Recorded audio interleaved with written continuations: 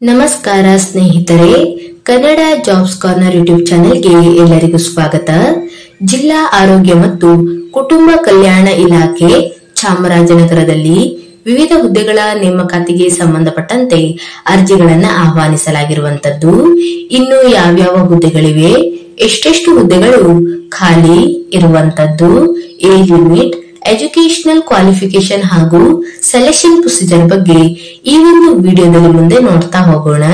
ನಮ್ಮ ಚಾನೆಲ್ ಅನ್ನು ಯಾರಾದ್ರೂ ಹೊಸದಾಗಿ ನೋಡ್ತಾ ಇದ್ರೆ ಸಬ್ಸ್ಕ್ರೈಬ್ ಮಾಡಿ ಹಾಗೂ ಪಕ್ಕದಲ್ಲೇ ಇರುವಂತಹ ಬೆಲ್ ಬಟನ್ ಅನ್ನ ಕ್ಲಿಕ್ ಮಾಡಿ.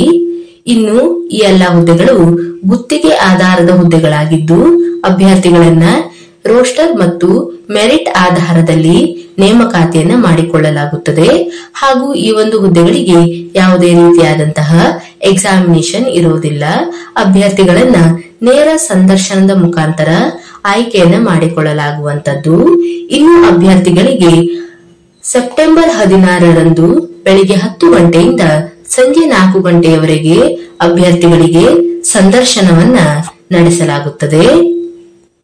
ಇನ್ನು ಯಾವ್ಯಾವ ಹುದ್ದೆಗಳು ಖಾಲಿ ಇದೆ ಹಾಗೂ ಎಷ್ಟೆಷ್ಟು ಹುದ್ದೆಗಳು ಖಾಲಿ ಇದೆ ಎಂದು ನೋಡ್ತಾ ಹೋಗೋದಾದ್ರೆ, ಮೊದಲನೇದಾಗಿ MBBS ವೈದ್ಯರು, ಒಟ್ಟು 4 ಹುದ್ದೆಗಳು ಖಾಲಿ ಇರುವಂತದ್ದು. ಇನ್ನು ಪರಿಶಿಷ್ಟ ಜಾತಿಯಲ್ಲಿ 1 ಹುದ್ದೆ ಖಾಲಿ ಇದೆ ಹಾಗೂ ಸಾಮಾನ್ಯ ಅಭ್ಯರ್ಥಿಗಳಲ್ಲಿ ಮಹಿಳಾ ಅಭ್ಯರ್ಥಿಗಳಿಗೆ 1 ಹುದ್ದೆ ಖಾಲಿ ಇರುವಂತದ್ದು. ಇನ್ನು ಪರಿಶಿಷ್ಟ ಪಂಗಡದಲ್ಲಿ ಗ್ರಾಮೀಣ ಅಭ್ಯರ್ಥಿಗೆ 1 ಹುದ್ದೆ ಖಾಲಿ ಇರುವಂತದ್ದು ಹಾಗೂ ಸಾಮಾನ್ಯ ಅಭ್ಯರ್ಥಿ ಅಂಗವಿಕಲ ಅಭ್ಯರ್ಥಿಗಳಿಗೆ ಒಟ್ಟು 1 ಹುದ್ದೆ ಖಾಲಿ ಇರುವಂತದ್ದು. ಇನ್ನು ಎಜುಕೇಶನಲ್ ಕ್ವಾಲಿಫಿಕೇಶನ್ ಬಗ್ಗೆ ನೋಡ್ತಾ ಹೋಗೋದಾದ್ರೆ, MBBS ಅನ್ನು ಉತ್ತೀರ್ಣರಾಗಿರಬೇಕು ಹಾಗೂ ಕಡ್ಡಾಯವಾಗಿ ಇಂಟರ್ನ್ಶಿಪ್ ಅನ್ನ ಪೂರೈಸಿರಬೇಕು. ಇನ್ನು ಎರಡನೇದಾಗಿ ಕಡ್ಡಾಯವಾಗಿ KMC ನೋಂದಣಿಯಾಗಿರಬೇಕು ಹಾಗೂ ಸಂಬಂಧಪಟ್ಟಂತ ವಿಶ್ವವಿದ್ಯಾಲಯದಿಂದ ಕಾನ್ವೊಕೇಶನ್ ಆರ್ ಡಿಗ್ರಿ ಸರ್ಟಿಫಿಕೇಟ್ ಅನ್ನ ಹೊಂದಿರಬೇಕು. ಇನ್ನು ಏಜ್ ಲಿಮಿಟ್ ಬಗ್ಗೆ ನೋಡೋದಾದ್ರೆ, ಗರಿಷ್ಠ 65 ವರ್ಷದ ಒಳಗಿನ ಎಲ್ಲಾ ಅಭ್ಯರ್ಥಿಗಳು ಈ ಒಂದು ಹುದ್ದೆಗಳಿಗೆ ಅರ್ಜಿಯನ್ನು ಸಲ್ಲಿಸಬಹುದು. ಇನ್ನು ಎರಡನೇದಾಗಿ ಶುಶ್ರೂಷಕ, ಈ ಒಂದು ಹುದ್ದೆಗಳಿಗೆ ನೋಡೋದಾದ್ರೆ ಒಟ್ಟು 4 ಹುದ್ದೆಗಳು ಖಾಲಿ ಇರುವಂತದ್ದು. ಇನ್ನು ಎಜುಕೇಶನಲ್ ಕ್ವಾಲಿಫಿಕೇಶನ್ ಬಗ್ಗೆ ನೋಡ್ತಾ ಹೋಗೋದಾದ್ರೆ, GNM ನರ್ಸಿಂಗ್ ಅಥವಾ BSc ನರ್ಸಿಂಗ್ ಅನ್ನ ಮಾಡಿರುವಂತಹ ಅಭ್ಯರ್ಥಿಗಳು ಅರ್ಜಿಯನ್ನು ಸಲ್ಲಿಸಬಹುದು. ಇನ್ನು ಅಭ್ಯರ್ಥಿಗಳು ಕಡ್ಡಾಯವಾಗಿ ನರ್ಸಿಂಗ್ ಕೌನ್ಸಿಲ್ ನಲ್ಲಿ ನೋಂದಣಿಯಾಗಿರಬೇಕು. ಇನ್ನು ಏಜ್ ಲಿಮಿಟ್ ಬಗ್ಗೆ ನೋಡೋದಾದ್ರೆ, ಗರಿಷ್ಠ 45 ವರ್ಷದ ಒಳಗಿನ ಎಲ್ಲಾ ಅಭ್ಯರ್ಥಿಗಳು ಅರ್ಜಿಯನ್ನು ಸಲ್ಲಿಸಬಹುದು.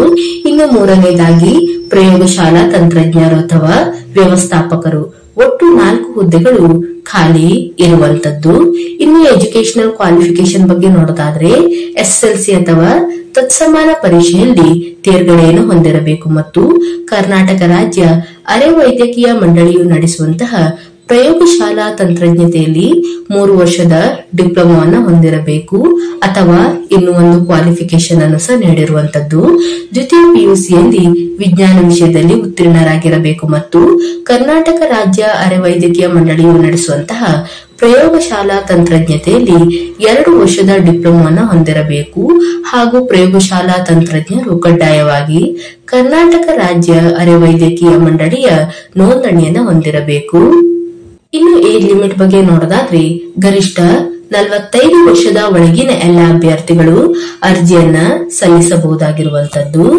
ಇನ್ನು ಷರತ್ತು ಮತ್ತು ನಿಬಂಧನೆಗಳನ್ನ ನೋಡೋದಾದ್ರೆ, ಈ ಮೇಲ್ಕಂಡ ಎಲ್ಲಾ ಹುದ್ದೆಗಳಿಗೆ ಅಭ್ಯರ್ಥಿಗಳು ಕನಿಷ್ಠ 2 ವರ್ಷಗಳ ಕಾಲ ಸಂಬಂಧಪಟ್ಟಂತ ಕ್ಷೇತ್ರದಲ್ಲಿ ಅನುಭವವನ್ನ ಹೊಂದಿರಬೇಕಾಗಿರುತ್ತದೆ ಹಾಗೂ ಈ ಒಂದು ಹುದ್ದೆಗಳ ಅವಧಿಯು 7 ತಿಂಗಳ ಅವಧಿಯವರೆಗೆ ಮಾತ್ರ ಸೀಮಿತವಾಗಿರುವಂತದ್ದು.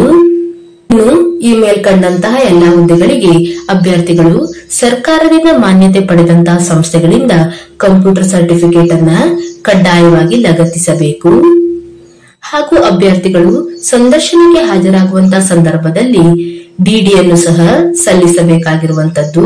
Karnataka state health and WHF unit RCH, SBI, Madhavanagar, Bengaluru ಇವರ ಒಂದು ಹೆಸರಿನಲ್ಲಿ 50 ರೂಪಾಯಿ DD ಅನ್ನ ಸಲ್ಲಿಸಿ ನೇರ ಸಂದರ್ಶನಕ್ಕೆ ಹಾಜರಾಗಬೇಕಾಗಿರುವಂತದ್ದು.